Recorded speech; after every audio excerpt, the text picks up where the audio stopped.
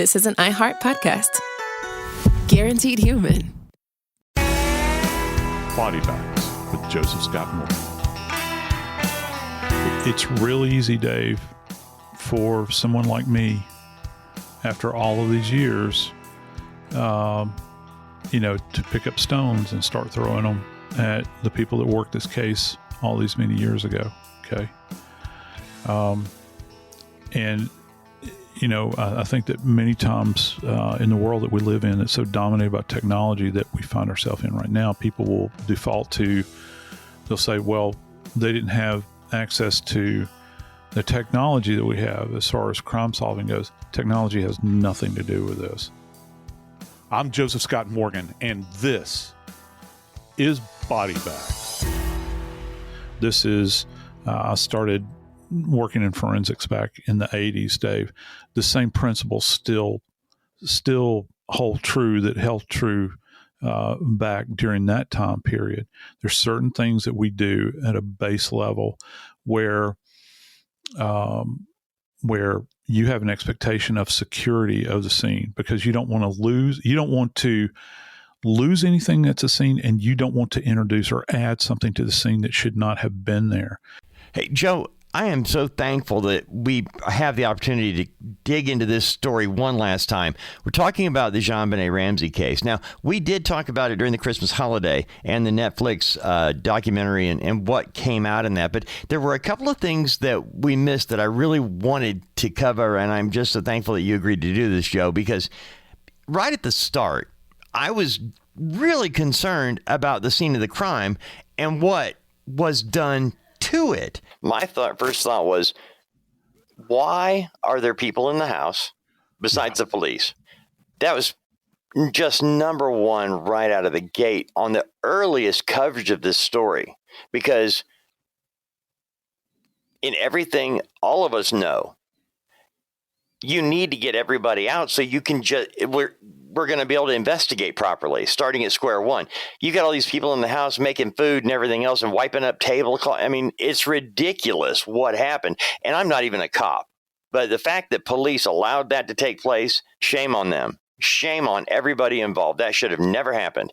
But then it has. And the first thing you do, because you've got people milling around, you need to give them something to do. Well, why don't y'all take a good look around the house? Just go looking. And John Ramsey goes straight to a place you would not normally get to in that house. You have to go downstairs and through, to this area they referred to as a wine cellar, but it wasn't a wine cellar. It was just a downstairs area. And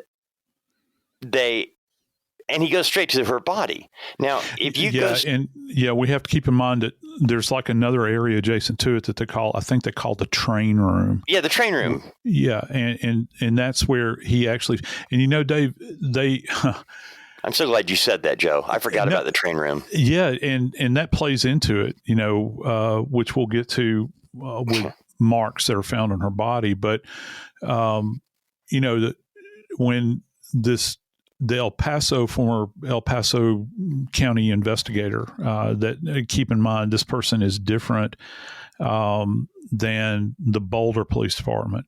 This individual said, well, it's a lack of experience on the Boulder Police Department's, part, because they didn't know how to handle this thing. But you've got this one investigator that is handling the case, and she famously went on air and made all of these assertions about the case and went on, and she's in charge at the scene.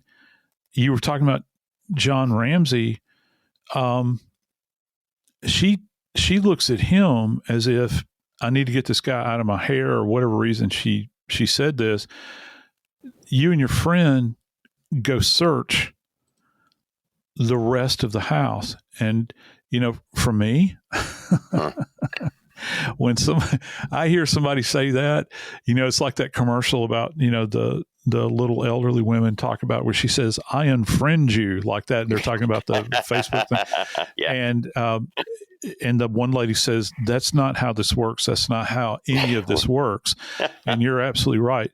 You do not ask the father of a missing 6-year-old while you're sitting in the house as a police officer to have them go search the house.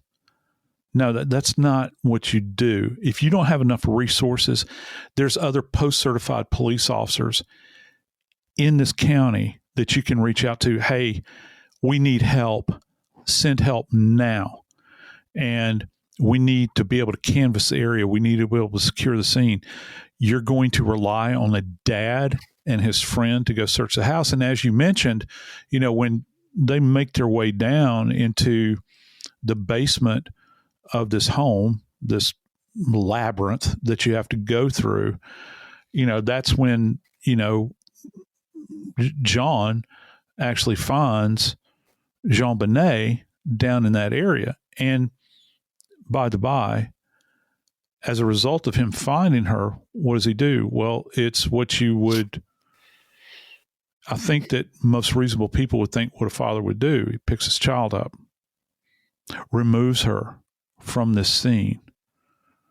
Now, if that had been, say, a police officer, they may have walked over, checked for a pulse.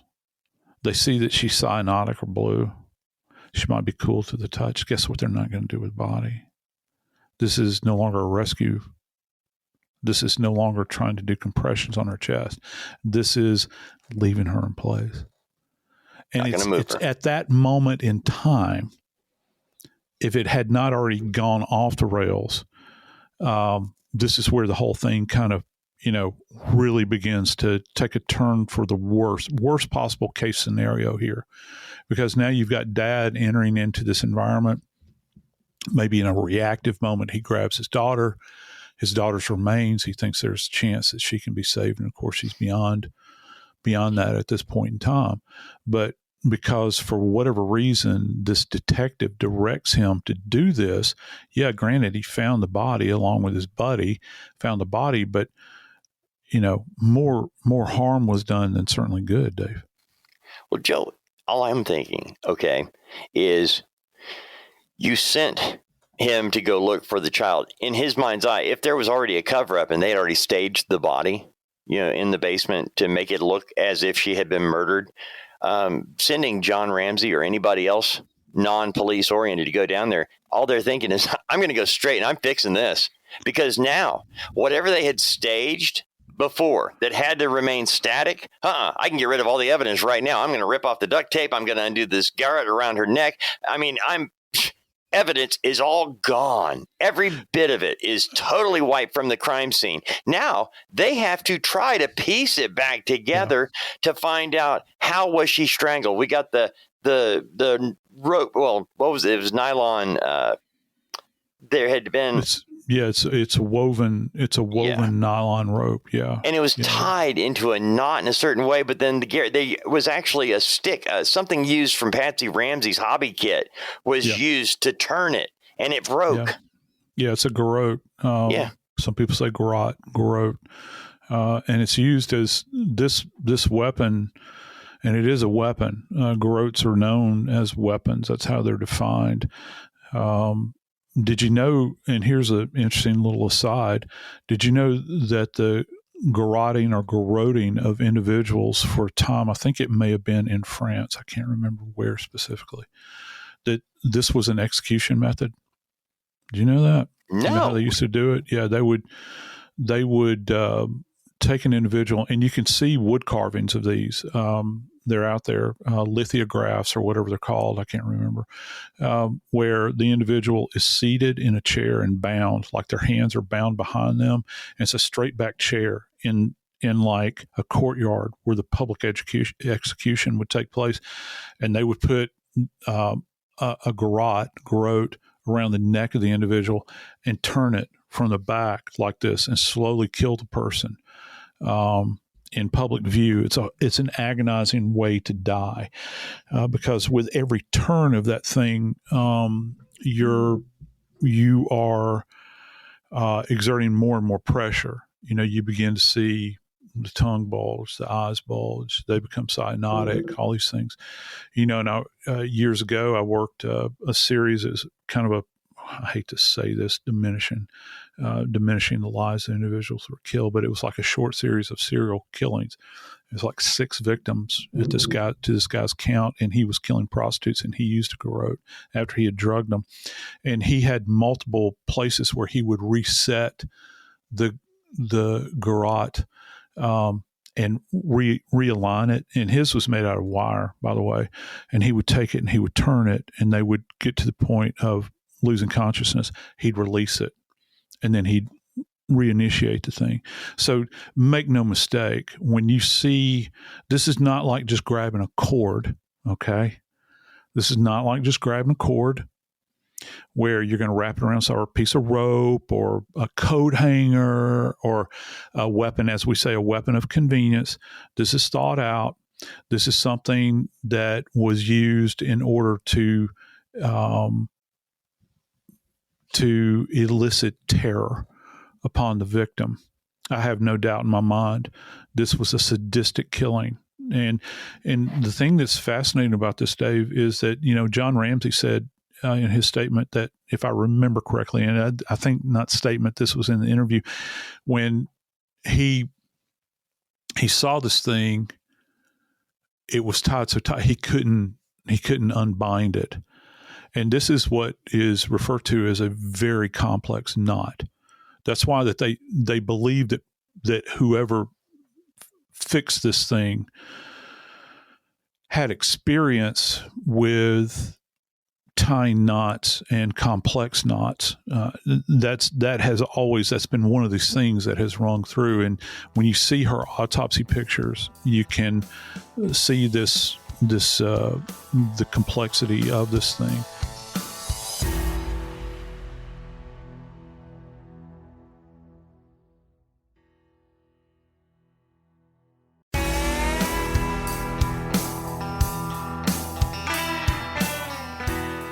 That ligature that's used in this case, given the complexity of this knot, I hope that retrospectively due care was taken with this thing, because you know what it can offer up.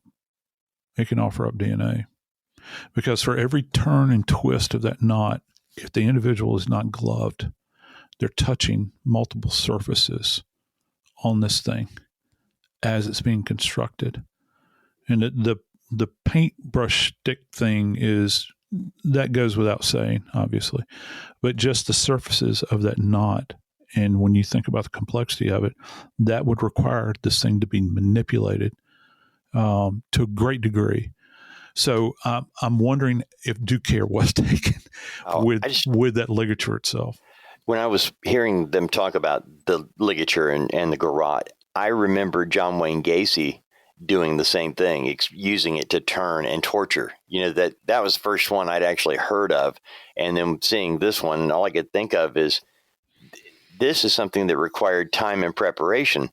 So with the time and preparation that went into, if it was somebody who just snuck in the middle of the night and was able to do this, you realize that they have to know the building enough to know where they can access the house in the middle of the night.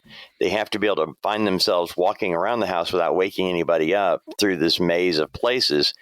Then they have to be able to get her out of her bed, take her downstairs and kill her. And then they've come into the house and killed her in the middle of the night, and then bother to leave a ransom note. Why would they leave a ransom note, Joe, if they've killed her and left her behind? If you're going to leave a ransom note, the child would have to be gone for it to mean anything. And since the child is already dead and left behind, why would anybody leave a ransom note? You have no ransom. Yeah. And, the only thing I could really think of, brother, was the fact that somebody was trying to put somebody off scent, if you will. Yeah. To try to misdirect. If the body wasn't in the house, I could see that. Yeah. To try to sell people on the fact that she's elsewhere. But why would you leave the body behind? That's what I don't understand that. And, to point 3 relative to this reporter's assessment, she had alluded to the fact that, that this detective, Bob Whitson, he had said that that he asked for handwriting from both John and Patsy, and which, he received back in, from 2 notebook pads. And you could see those on the documentary. They demonstrated those pads. I'd never seen those before. So I'm with her on this, which was, keep in mind, this is prior to the days of texting, or prior to the days of people sitting down. I mean, I still, like, Lord knows, my precious wife, she can't live without an actual calendar. She physically has a calendar, and she writes everything in each day. And so, but that's the way things have, were always done. You had a notebook that you would write and enter things into. And so that's where they get, that would be referred to, again, I think we just mentioned this in one of our, one of our recent episodes. But, this is where it plays into getting an exemplar of writing. Right. So you have a real-time exemplar or an example of what an individual's writing looks like in the course of day-to-day life here. It's not a dictated exemplar where you ask someone, you dictate to them what is written, in a ransom note, and you dictate to them and say, write this statement down. This is a real-life exemplar of how they normally write. So the idea is that you take and compare what you see in the notebook to what you have in this ransom note, and are there any similarities, relative to this? But when I've always been fascinated by the fact that they believe that the notebook that the note was written in was property of the Ramseys, and that it was physically there, and it was actually discovered, I believe, to have probably what's referred to as kind of a pressure connection, where, and if any of you guys know this, if you say, for instance, you've seen it in movies, it's an old movie trope where somebody will write a note and they'll rip the sheet out, and then you can take a pencil, and scratch over the surface of it, and all of a sudden hidden writing begins to appear. You can actually see the pressure through the page. That means that somebody's leaning forward, pressing down with the writing device, and they create, these little creases in the note. And so that note would be taken away. And Dave, this note is so, my God, it's so extensive because, I don't know about for you, but, you always think about, I have a bomb. I will kill everybody here, provide this money, and drop it off at this address. That's not what we're talking about here. We're talking about something that's highly complex. They're establishing who we are. We're part of a foreign faction. Oh my gosh. Foreign faction. Yeah. My God, in Boulder, Colorado. I'm not saying that foreigners targeting are not, this guy. It's a university town, but I'm just saying, still, out of all the people in the world, you're going to show up. And people have said that, John's a very wealthy man. He's involved in software.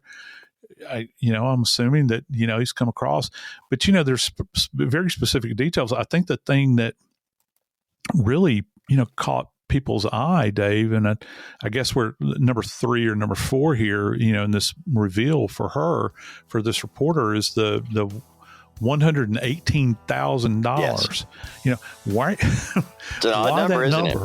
Yeah, well, that is an odd number.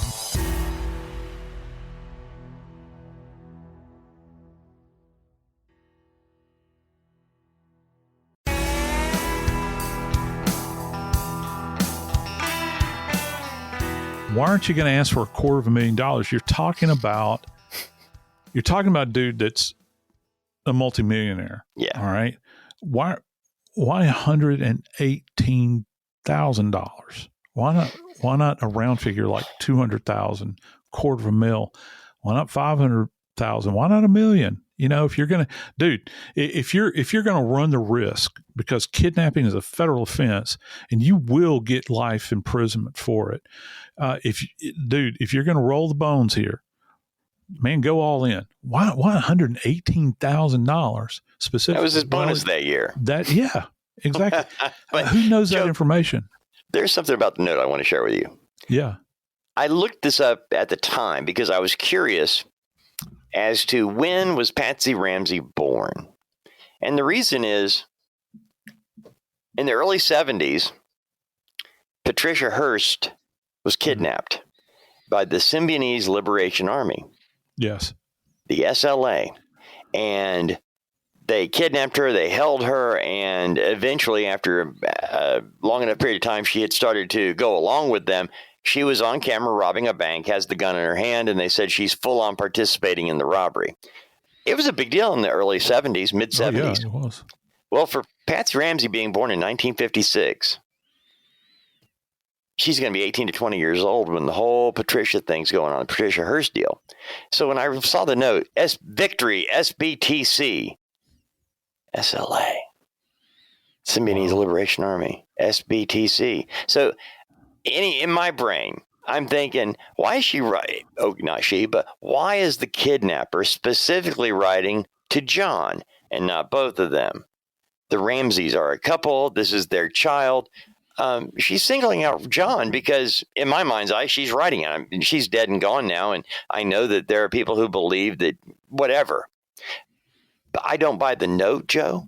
The ransom note is too long, too specific, $118,000. That was his bonus that year, which, my goodness, I've never seen a bonus 10% of that in my life. And who has specific who has specific knowledge of how much? Now, I got to tell you, John Ramsey does not strike me as somebody that would go out to a bar and sit there and say, "Hey, everybody, drinks on me. I got $118,000 bonus this year." Yeah. You know what I'm saying? He seems like he's a business guy. Yeah. All right. He seems like the kind of person he's going to know more than he's revealing. And he's certainly not going to tell you, revealing how much money you got for a bonus is right up there with revealing your bathroom habits. Right. It's just certain things that you don't talk about, and who would have access to that information? Well, obviously those that are within his very inner circle. And they hadn't been in Boulder a long, long time. Who in their inner circle of friends would he have felt comfortable enough with sharing the fact that he got a $118,000 bonus? Well, you step out of that circle and you begin to think, well, who might know at work? Well, somebody's got to cut the check, right? So who at work would know that he got a $118,000 bonus? And listen, there's jealous people at work. Lord knows you've encountered them, I've encountered, and they wish you ill will. Would somebody be willing to go to that length to do this kind of horrible thing to this little kid because of the fact that he got $118,000? Is that money the motivation? Because if money is the motivation, why are you going to leave the kidnapped subject in the house? Because there was never any intention to collect money. Right, because the child is left behind dead. The reason you would pay the ransom is so your child is returned to you alive, but you've left the child dead in the house. There's no reason for you really think they're going to just run down to the bank and get $118,000 out and give it to you without checking the house, without looking around the house? But on top of that, Joe, think about this. Who writes down? This is actually in the note. A lot of people don't catch on. Make sure that you bring an adequate size attaché to the bank. When you get home, you will put the money in a brown paper bag. Well, what? Who actually thinks like that to write that down in a note? Bring something big enough to put the money in. It's like this is so overly specific that you had the time to write this out. If you're in a hurry, you came to kidnap a child and you just accidentally killed her. Now you're leaving her behind. Why are you bothering with the note? The longer you're there, the more chances you have to be caught. The ransom, the reason for you getting money is dead. Get out of the house now. Why are you leaving a note? Yeah, I don't understand. How much space can $118,000 take up if you're getting it in denominations of $100 bills? Yeah. I can't imagine it's going to be, it's not like you're walking down the street like Scrooge McDuck and you've got gold coins falling out of your wheelbarrow, your gold wheelbarrow.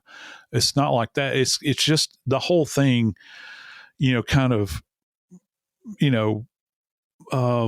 stinks to high heaven. But when you consider all of that. Joe, I will call you between 8 a.m. and 10 a.m. tomorrow. The delivery will be exhausting. I advise you to get rest. Be rested, John. Joe, really. It says that in this note. The delivery will be exhausting, so I advise you to be rested. The whole thing just reeks, and it's so long and so convoluted. This makes no sense. But, and if who has the, again, I use the term intestinal fortitude because you have to have nerve of steel. Let's just say, all right, for grins and giggles, that we are a malevolent individual that shows up at this house. Okay.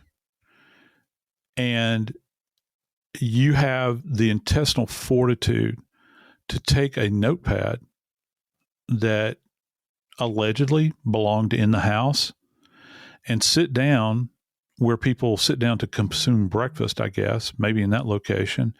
And you sit there and you take the time, did this person show up with their own pen or did they borrow this as well?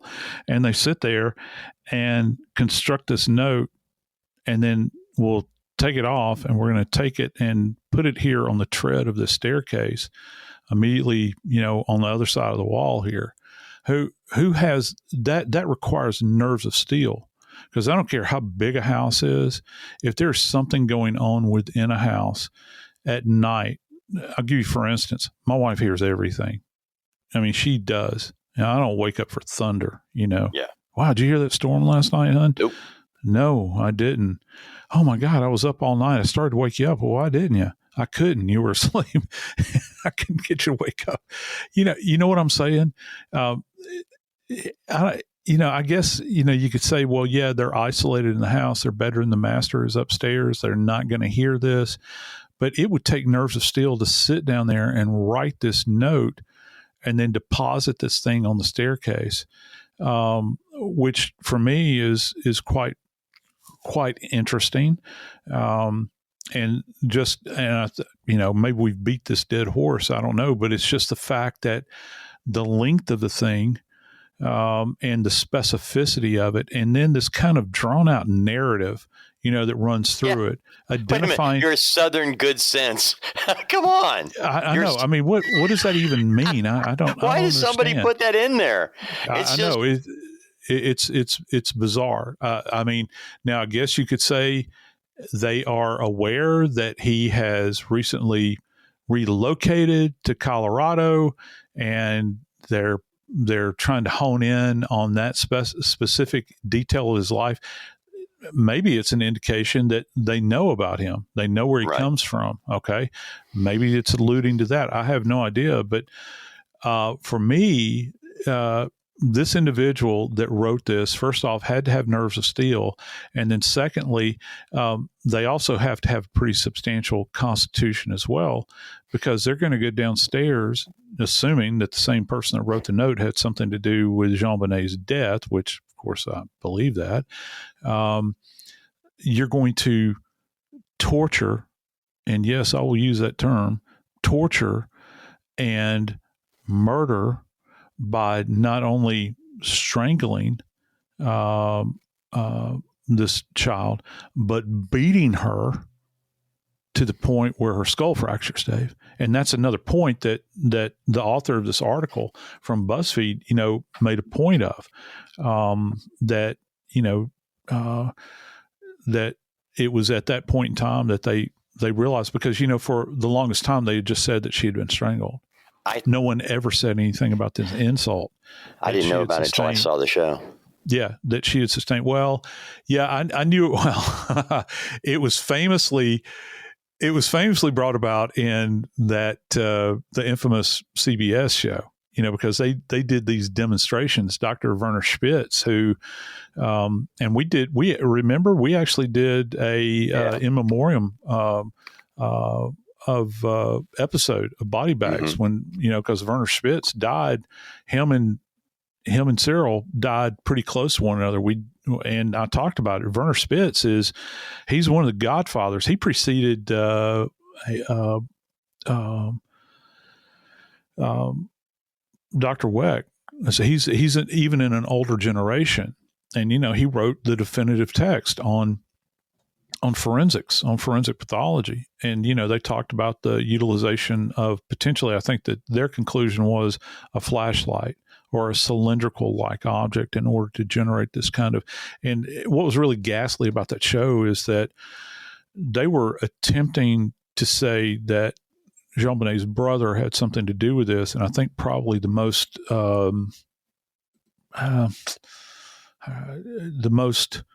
repugnant part of that program was the fact that they brought in a 9-year-old child. Oh, I know. To do the demonstration, where they had a mocked up skull, and you can go online and see it. And it was really in poor taste as far as I'm concerned. This is nothing I would ever want to involve myself in, where, you've got this little boy, an actor, I guess, that's raining down blows on this facsimile of a skull that actually is in gel so that it mimics tissue. And he's driving this thing down onto the pretend body here. It seems like something you would see on hard copy in the late 80s, Yeah, it was in really poor taste, very poor taste. I can't imagine, being a parent and watching this thing. And what they're angling toward this idea that the 9-year-old brother did this. And of course CBS wound up paying the piper for that. And, I often thought that, this is just my musing here. I really thought that maybe CBS was going all in on this idea that the family had something to do with this. And so they thought, we're going to run the risk of getting sued. If they sue us, we're not going to settle, which they wound up doing. We're not going to settle, and we're going to wind up having depositions. And that's really the way I had looked at this early on. Of course, they wound up settling, this particular case. And it was just, the number was eye-popping, just absolutely eye-popping. And I don't know what they eventually settled for. I'm Joseph Scott Morgan, and this is Body Bags.